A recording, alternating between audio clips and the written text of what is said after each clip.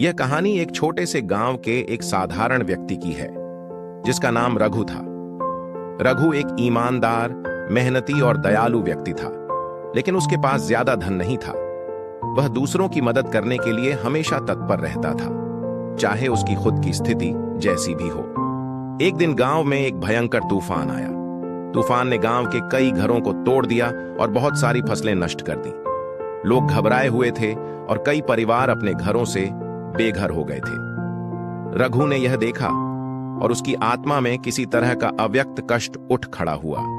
उसने अपने पास जो भी था वही उन लोगों के बीच बांटने का निश्चय किया। उसके पास ज्यादा संपत्ति नहीं थी, लेकिन जो कुछ भी था वह सब उसने उनके बीच बांट दिया। चांदी के गहने, अनाज, कपड़े और छोटे छोटे सामान। जब लोग रघु से पूछते थे, तुमने इतना कुछ क्यों दिया?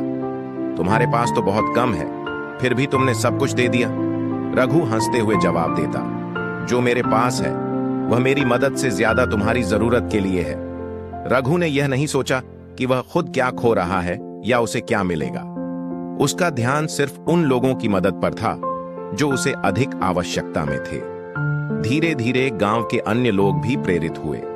उन्होंने भी अपनी थोड़ी सी संपत्ति से उन बेघर लोगों की मदद करना शुरू किया। पूरा गांव एकजुट होकर टूटे हुए घरों को फिर से बनाने में जुट गया। लोग एक दूसरे के दुख सुख में साझीदार बने। समय के साथ तूफान का कष्ट कम हुआ, लेकिन रघु का कार्य सभी के दिलों में गहरा असर छोड़ गया।